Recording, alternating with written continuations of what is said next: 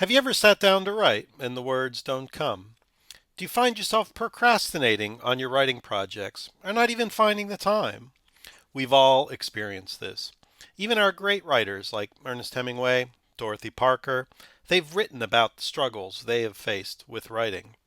The goal of this webinar is to help you identify your barriers and offer you solutions to help you overcome them. But first, I want to acknowledge that the situation I'm talking about is very distinct from what we in lockdown are going through. These are unprecedented times. There's a lot of anxiety, uncertainty, and fear out there. Writing may not be your top priority at this time. It's perfectly normal to feel distracted, anxious, or extremely upset during this period of uncertainty and crisis. No one can be expected to shut off what's going on in the world and just write as if this period of lockdown is a giant holiday. World events are tragic, and it will affect you if people you know or yourself become affected or hospitalized. So please focus on yourself first. Take care of yourself physically and emotionally. Eat well and get some physical activity in there to give you an outlet for this stress. As you start to process what's going on around you over time, you may feel better about using writing as a source of distraction or of healing, even if it's just journaling your thoughts about the situation from day to day. As things return to normal, some of the advice that I'm giving you here may be more useful to you, and that's really what I want to talk about. Even in the best of times, good writing is hard and it takes time. Don't beat yourself up about this. There's this idea that some people are born natural writers. Sure, there are writers who may seem prolific or they can turn a good phrase, but they've had lots of experience to understand the written rules of writing and editing so that it looks natural. But I can assure you that most of us struggle to put pen to paper from time to time. Some papers may require more effort than others to produce, but nothing came naturally. So accept that this is the normal state of writing. Doing so will relieve you of the weight that somehow you're not good enough or you're slower than other people. Now, one of the reasons that writing is hard is that we often use the writing process as a way to process our thoughts or to better understand the science that we're writing. It's not often the case that we go into a writing project with a fully formed idea of what the finished product looks like, and the final result matches the initial expectation. As such, expect that there will be struggles as you write. You will see inconsistencies in your text. You'll see missing arguments that need to be added. You'll see gaps in your knowledge that will need plugging. Writing will force you to strengthen these arguments. Now, also writing is nonlinear. Ideas pop into your head, you type them into the file, but they may not be in the most logical order that way. Again, this is natural and it happens to everyone. What you will write will need to be edited later. Which then leads me to my next point. I want to distinguish between the writing phase, which is primarily getting stuff out of your head and into a file or onto paper, versus the editing phase, which is primarily revising existing text rather than creating new text. Here, we're only going to deal with that part of writing, although I recognize that editing may also have an element of writing as part of the revision process. I also want to make it clear that writer's block is not an excuse that keeps you from writing. It's not a disease. Instead, it's like saying that you feel hot. Now, it could be because you're feeling hot because the room is warm and you need to open a window. This would be an easy solution. It could be because the air conditioner isn't working and that's why you're hot. Now, that's something that's a little bit worse, but still fixable. Or you could be hot because you have a very serious illness, which of course would be really bad. Writer's block is a bit the same. Before we can fix the problem, we need to identify its source, in other words, the disease, because each disease is going to have a different cure. Let me show you what I mean. To find out what path we need to go down to fix your writer's block, I created this little bit of a diagnostic tool with these 5 points. Why aren't you writing? Now, once we have a diagnosis, then we can prescribe a treatment regime. So we need you to identify why you aren't writing. I've broken it down into these 5 levels. One, I don't understand what I need to write. Two, I understand what I need to write, but I can't find the space or time to write. Three, I have the space and time to write, but I don't have the spirit to write, or I'm easily distracted. Four, I sit down to write, but words don't come to me. Or five, I'm in the process of writing, but I'm stuck. Let's go through each one of these sequentially and talk about the solutions to these individual problems. First, I don't understand what I need to write. Now, if you feel this is your reason for not writing, ask yourself, do I understand the assignment? How long is it supposed to be? What are the due dates? What are the format? Worse yet, do I even understand the topic? If someone asked me to write an essay on the Peloponnesian War or on occluded fronts, it's clear to me which one would be easier to write. If you feel this is your reason for not writing, you either need to better understand the assignment or better understand the topic. Doing so will make it easier to write. Another reason we may hesitate starting a writing project is that we don't know who the audience is, which means we don't really know how to pitch it. Certainly, thinking about who the writing is for will help bring clarity to the writing project. For example, if I'm writing a dissertation, then it's for the thesis committee or the examiners. If it's a class project, then it's for the person marking the assignment. If it's a scientific paper, then it's for a specific journal and their audience. One way to overcome any barriers here is simply to write down the content in a way that you understand it. Then we can clean it up later and adjust it for the right audience. That will get you over this barrier. At this point, I also want to advocate starting your writing projects early. Even if it is just jotting down some thoughts about what the paper will entail or a broad outline, starting early allows your brain to subconsciously start thinking about the problem that you're going to face, even before you start putting words down. Number two, I can't find the space or time to write. The first thing you need to do if this is your problem is to identify where you feel the most comfortable when you do the writing. Maybe for you, it's your desk at home. Maybe for others, it's a cafe or the library. The key is going to be your comfort and where you have the things you need to write nearby. You need to be uncluttered, free of distractions. This is a place where you feel like this is where I want to write and I have all I need here in front of me. You don't want to get in the groove of writing and then be separated from a thesaurus or a cup of tea or whatever you need to keep in that zone of being productive. After you've determined the space, it's necessary to determine the time. As with the space, determine the time you feel that you are most productive. For some of us, it's first thing in the morning. For others, it may be late at night after the roommates or the kids go to sleep. Give yourself a good 2 or 3 hours at least to get into the writing mood and accomplish something, particularly if you're working on a larger writing project. Then, break up your writing into smaller pieces and make a plan. Something like, within the next 3 hours, I will produce a first draft of my introduction. It's a plan, so allow some flexibility. The point is to have small, attainable goals that you can see on a daily basis rather than a large, amorphous task to accomplish, such as, I want to write a journal article in the next 6 months. Too big, too broad, too vague.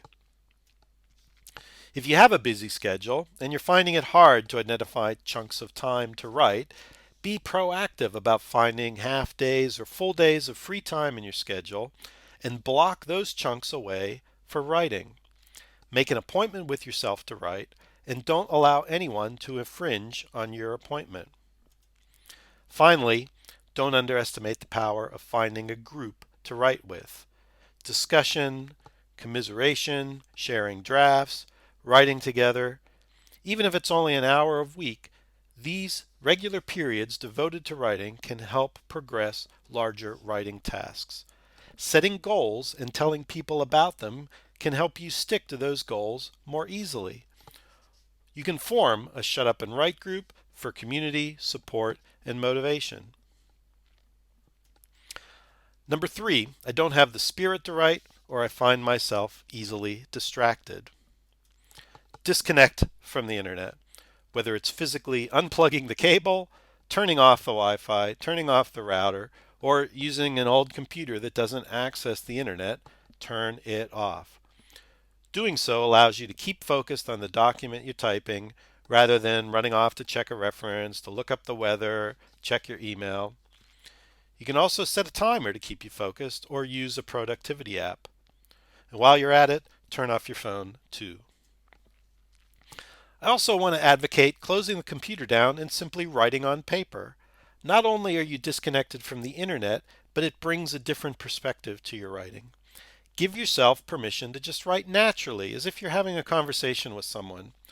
First drafts that you produce don't have to sound sciency. The other great thing about paper is that it can be easier to express more complicated ideas, draw little maps, organize things, or express concepts that you haven't fully worked out how they're going to be organized when they end up in the paper. Number 4, I sit down to write, but the words don't come to me. If this is your concern, the first thing you want to ask yourself is, do I know what the paper is going to look like? A big concern here is that the author may not have a plan. This is where the outline can help. Make sure you have a clear sense of the organization of the paper. Know what the various sections are going to be called or what they contain. The more detailed an outline that you can produce, the easier your work will be to convert that outline into prose. If you've got an outline and you need inspiration to start writing, again, set small goals that you can easily accomplish within a short period of time. Just write one section a day, or 2 paragraphs in the next hour, or even 1 paragraph in the next 30 minutes. Breaking your writing goals down to small pieces will help convey a sense of accomplishment as you check things off your to-do list. Do you sit there looking at the screen, knowing what you need to write, but the words don't come? The way to get over this hump is to start writing and not worry about the quality or not to overthink it. You can compare this to a runner who needs to warm up before they get to the starting line, or an orchestra that needs to tune up and tune in order to warm up their presentation, their performance. It may take 20 or 30 minutes of writing stuff that you may not use, but that warm-up will eventually get you to write about the content that you need to write about at a level that will be appropriate for where you want to be. When you are getting stuff out of your head into the keyboard or onto paper and you're in that groove, don't stop. Don't let the editor in your head interrupt that flow. Don't stop to correct spelling or grammar. Don't stop to look up references. If you get stuck with a particular sentence or looking for the right word, it's okay. Just skip it and move on. What I do is I put XXXXX in the text and I deal with it later when I'm in the mood to edit. And always remember to give yourself positive feedback and rewards for your accomplishments, even if they're small. Focusing on the negatives and the challenges of writing will only exacerbate the negativity of sitting down and writing. So you need to focus on the positives, visualize the success of a completed project, and how happy you'll be at having accomplished it. Positive thinking will win the day here. Finally, number 5, I'm in the process of writing, but I'm stuck. If you can write the words, but you're now sitting there looking at the text thinking, this doesn't make any sense, this is a mess, I don't know how to fix it, here are a few thoughts about how to get over that hump and get moving again. One of the issues that may be causing you to be stuck is the flow of the text. This is natural because the way we write is often nonlinear, and we don't necessarily capture a linear progression of ideas in the way that we would communicate with a reader to be most effective. Storyboarding can help get you back on track and improve the flow of the text that's causing the trouble. The term storyboarding comes from the movie industry, where they draw quick sketches of each scene and put them on a wall, and you see the story progression of the movie before it's even filmed. These sketches will show the camera angle, the position of the actors, and so the storyboard as a whole helps stage the scene. For writing, you can use the storyboard to help craft the order of your thoughts. On sheets of paper, post-it notes, whiteboard, note cards, or just even in the margins of the existing text. what you can do is categorize your sentences or paragraphs and see if the order that you're putting them in makes sense. Now, the advantage of having post-it notes is you can move them around, you can stick them in place, and that can be very useful. Or, in a similar fashion, if you've got figures and they're integral to the story and what you're trying to communicate, try printing them out and laying them on a table in order to see if the story becomes more clear that way. And you may find, well, actually, I need to move this figure here earlier in the text in order to make it more, in order for the text to have more sense. Sometimes you can get stuck in your writing because you're not using a logical progression of ideas. For example, does it make sense to present the model evidence first, then the confirming observations? Or vice versa. If your text mixes the two of them up, then maybe splitting them apart into modeling in one section and observations in the other would make it easier to read. Same thing if you're talking about different scales. Or maybe your argument is not structured as well as a skeptical reader would like to receive that information. Start with the data, in other words, the evidence, and that will help keep everyone on board. Then you progress through the results and the implications before you get to the more speculative parts of your argument. Starting with speculation before you present the data will raise more questions that in your skeptical readers. So you want to avoid that kind of structure in your writing in most cases. Now, sometimes it just helps to talk over why you're stuck and what's causing this barrier with your friends, your colleagues, or whoever. That process of just speaking to someone else in natural language can be a great tool for unlocking your own barriers to progress. But it's often useful to record you speaking about that so that you remember what you said without having to take written notes. If you can, give the people you're talking to specific questions to answer about the text. I'm stuck on this paragraph. Can you help? Or how does this section read? Or does this make sense? Or I'm having a really hard time explaining this one concept. Let me talk it out with you. Another approach is just to avoid the barrier for the time being.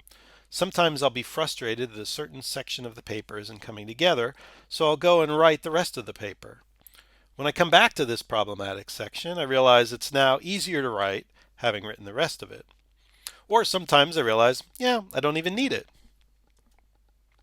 Another way to help make progress is to get away from the computer for a short time. Get up, walk the dog for half an hour, or just step away from the computer and sit on the couch in quiet meditation for a little bit. You can even use the spare time in your day to think about writing, which will help the situation when you do sit down to write. Waiting for the bus, sitting in a doctor's office. One of the problems we face when we write, we don't think enough. Stepping back and thinking more will benefit your writing. So, we've been through these 5 reasons why you might not be writing, and we tried to provide some solutions to these dilemmas. Remember, identifying the reason for your blockage is key to getting restarted. Take the time to diagnose why you feel that the writing is not happening, then use the steps we've discussed to get moving again. To summarize some of the main themes we've talked about, close your laptop, spend more time thinking and planning, write it out on paper, which gives you more flexibility, less pressure to produce science type text, and allows more space for creative thinking. Use your friends and colleagues for assistance. Join or form a Shut Up and Write group to build community. Finally, break your writing task up into smaller pieces. Set deadlines for yourself and make appointments with yourself to write. As with exercise, the more you practice, the fitter you become, and the easier it gets. Whatever writing project you're working on, remember that this is a step in your journey to become a better writer. The key to allowing that to happen is to maintain an open mind, a willingness to address your weaknesses, accept constructive criticism, and want to do better. If you found this webinar useful, let me point you to my book, Eloquent Science. It's free from many libraries. If you click on this link, it will take you to your library to see if the book is available. And coincident with the release of this webinar, I've made Chapter 5 of the book freely available. That chapter is called The Motivation to Write. Will give you further tips to help motivate you for your next writing project. Thanks for listening, and I hope you found this webinar useful.